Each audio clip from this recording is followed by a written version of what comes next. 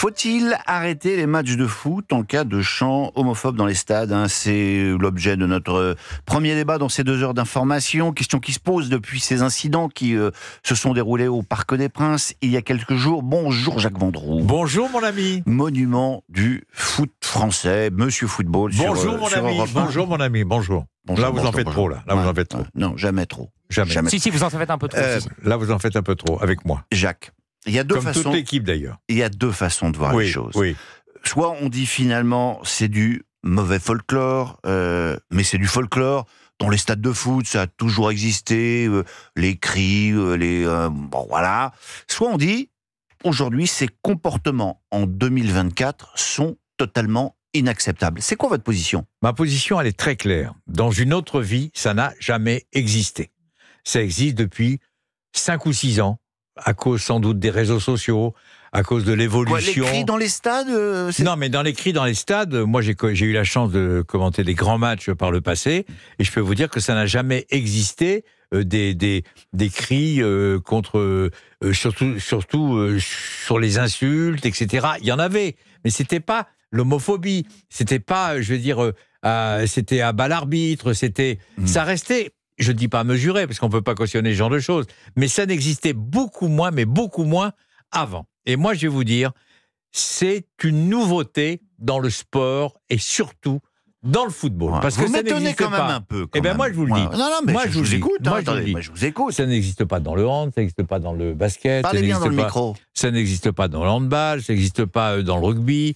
Je veux dire, il y a un respect. Il y a un respect quand il s'agit de sport collectif. Et là, depuis, on va dire une petite dizaine d'années, on est passé à la vitesse supérieure, où là, il y a des insultes racistes, il y a des insultes homophobes dans les stades de football, et ça, c'est inadmissible, c'est pas tolérable. Et je dis une nouvelle fois, parce que ça fait longtemps que j'entends les ministres des Sports, que j'entends les différents ministres de l'Intérieur, que j'entends aussi les différents premiers ministres, de dire, on va prendre les choses en main, on va faire quelque chose. Il faut impérativement, et là le ministre des Sports a raison, pour une fois, il faut impérativement arrêter le match de football. Il faut l'arrêter. Vous allez l'arrêter 1 fois, vous allez l'arrêter 2 fois, vous allez l'arrêter 3 fois, les gens vont, je l'espère, enfin comprendre. Parce que vous êtes sûr qu'ils vont comprendre ? Écoutez, en tous les cas, il faut essayer. Il faut essayer. Parce que là, qu'est-ce qui se passe ? Il y a des chants homophobes. Il y a des chants racistes, il y a des débordements qui sont inadmissibles dans les stades de football. Je veux dire, alors l'arbitre dit, on vient de me signaler qu'il y a des chants homophobes dans tel stade, etc., que je suis en train d'arbitrer. On va arrêter le match 2 minutes. Mais il faut d'abord l'autorisation du délégué. Le délégué doit téléphoner à la Ligue de football professionnel pour avoir, évidemment, l'avis du président de la Ligue de football professionnel de l'époque. Donc, Donc aujourd'hui, c'est trop compliqué. Mais c'est hyper compliqué. Il faut que quelqu'un, l'arbitre, en l'occurrence, qui est le patron de la rencontre, il dise le match est arrêté. Ouais. Basta. Et alors, ce qui est même prévu... Et les points perdus, quoi qu'il arrive, à l'équipe qui reçoit. Bon, mais alors, attendez, moi je vais vous dire, parce que moi je suis un petit malin, je suis supporter, mais admettons, de l'Olympique de Marseille, je vais au Parc des Princes pour le classique qui va se dérouler, et puis je me mets à crier des chants homophobes, et à ce moment-là, le PSG sera pénalisé. Votre question est très intéressante, il n'y a pas de points pour les 2 équipes, et puis c'est tout. Il faut prendre des décisions radicales. Actuellement, depuis 10 ans, dans le football, il y a des choses formidables. Un match de football, un match du tournoi destination, c'est une porte de sortie pour nous tous. Même les journalistes, c'est une porte de sortie. On va au stade, on emmène les enfants, on est content. Le sport, en règle générale, c'est pour apporter du bonheur. Actuellement, dans le football, ce n'est pas le cas à cause de ces insultes. C'est insupportable. Je vais me faire l'avocat du diable. Allez-y, Jacques Vendroux. libérez-vous. Vous vous souvenez ce que disait Georges Pompidou ? Arrêtez d'emmerder les Français. Est-ce qu'il faut continuer à aller les fliquer, entre guillemets, quand ils sont le samedi soir dans un stade, qu'ils ont envie de crier avec leurs amis? Non, mais attendez, est-ce que vous vous rendez compte ? Est-ce que vous vous rendez compte de ce que vous venez de dire, Olivier ? C'est-à-dire qu'il y a des gens qui vont au stade pour encourager leur équipe. Il y a des gens qui vont au stade dans n'importe quel sport collectif pour passer un moment de bonheur et de joie. Moi, je dis toujours, le sport, que ce soit les derniers Jeux Olympiques, que ce soit le tournoi destination, que ce soit le championnat de France de Ligue 1, la Ligue des Champions, c'est une porte de sortie pour tous les Français. Il faut absolument la protéger, cette porte de sortie. Il faut la protéger. Et actuellement, on ne la protège pas. Pourquoi ? Pour une raison qui est très simple. On ne prend pas de décision. Je vous dis pas que c'est la meilleure décision d'arrêter. Mais si vous arrêtez une fois, croyez-moi, ils vont comprendre. Si vous arrêtez 2 fois, ils vont pas recommencer. Et on ne peut pas accepter, dans la société actuelle, dans le monde actuel, on ne peut pas accepter que des gens, des soi-disant supporters, rentrent dans un stade pour insulter les gens ou pour insulter une certaine catégorie de personnes, etc. Ce qui est très intéressant, c'est de savoir comment est-ce que les gens se transforment. Hein. C'est un petit peu comme quand ils prennent le volant. Vous avez des gens qui sont absolument charmants et que ça rend Mais moi, dingue. je connais des abrutis. Moi, je connais des... On est en ligne avec un supporter. Oui. Julien. Il s'appelle Julien. Il est ultra au PSG. Bonjour Julien, vous êtes avec nous ? Oui, bonjour. Qu'est-ce que vous pensez de ce problème et de la façon de le régler ? Alors déjà, moi, je suis un peu gêné en fait d'entendre Monsieur Vendroux parler de ça, comme si en fait tous les jours, à chaque week-end, pendant 90 minutes, des supporters ultra qui sont souvent montrés du doigt, mais voilà, quand il y a 1% de mal, on vous montre le 1% et puis le reste, on s'en fout. À un moment donné, aujourd'hui en France, franchement, mais les tribunes sont pacifiées quand même. On regarde un peu ce qui se passe ailleurs. Maignan, notre gardien de l'équipe de France, qui se fait traiter quasiment chaque week-end de sale noire en Italie, ça arrive en France? Ça n'arrive pas en France. Donc à un moment donné, je ne dis pas que il n'y a pas de problème en France. Et moi, je fais partie de ceux qui disent que oui, que le monde ultra doit aussi réfléchir aussi un petit peu, à améliorer, à peut-être modifier un petit peu certaines choses. Mais en même temps, moi, il y a quelque chose qui me gêne, c'est que toutes les décisions sont prises sans jamais que les supporters ne soient mis dans la boucle. Il y a l'Association nationale des supporters, l'ANS, qui regroupe tous les supporters de France. Donc, c'est-à-dire que dans l'ANS, il y a des Marseillais, des Parisiens, des Lyonnais, etc., etc.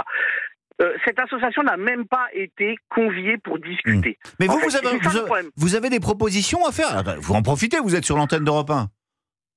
Mais non, mais après, moi, je suis pas de l'ANS, donc à un moment donné, moi, je parle en mon nom propre, d'accord. Donc moi, je vais pas parler au nom du mouvement ultra, et encore moins au nom du mouvement ultra parisien. Je ne suis pas un de leurs représentants. Là, je vous parle en tant que supporter. Moi, j'emmène mon fils depuis qu'il a l'âge de 5-6 ans dans les stades en Europe et en France. Pour supporter le PSG. Et on va pas dans les tribunes latérales, on va dans le parcage avec les ultras, parce que quand j'étais sur Paris, parce que maintenant je suis expatrié en Haute-Garonne, mais mon fils n'a jamais été en danger. Et après, c'est tout. C'est la société. À un moment donné, l'homophobie. Je suis désolé, le football est à l'image de la société, qu'on le veuille ou non. D'accord. Aujourd'hui, la société est de plus en plus violente. C'est pas pour ça qu'il faut pas lutter contre, quand même, non? Non, mais j'ai pas dit qu'il fallait pas lutter contre. Mais à un moment donné, je suis désolé, il faut aussi garder un peu les pieds sur terre. D'accord. Quand on voit tous les problèmes qu'il peut y avoir dans cette société. Et là, en fait, sur le dernier match au Parc des Princes, tout s'est super bien passé. Et pendant 3-4 minutes, il y a eu un chant. Oui, il y a eu un chant. Les Marseillais, c'est des PD. D'accord. Et là, en fait, à cause d'un chant qui dure 3 minutes, on déclare que les supporters du PSG sont homophobes. Et ça, je suis désolé, c'est insupportable. Ce n'est pas vrai.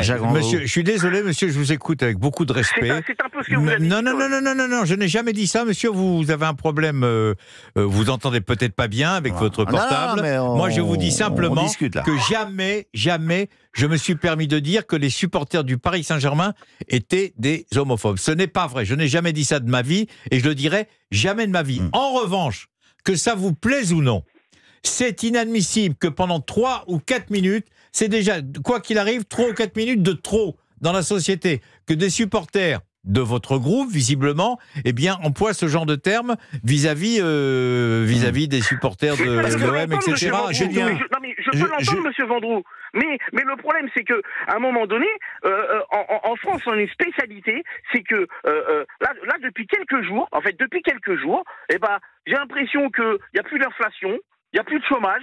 C'est le problème de l'homophobie dans le football. Non mais attendez, monsieur, je vous écoute. Écoutez, il y a des problèmes dans le pays.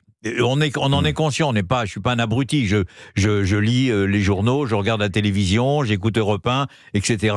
Je sais très bien qu'il y a des immenses problèmes. Je le sais. Sauf que le sport, et je demande que vous m'écoutiez bien, le sport est une chance incroyable dans n'importe quel pays d'Europe comme porte de sortie. Donc il faut le protéger. Et justement, parce que comme les Français ont beaucoup de problèmes actuellement, il faut essayer de protéger ce qu'on peut encore protéger, c'est-à-dire le stade, un match de rugby, un match de football, un match de tennis, etc.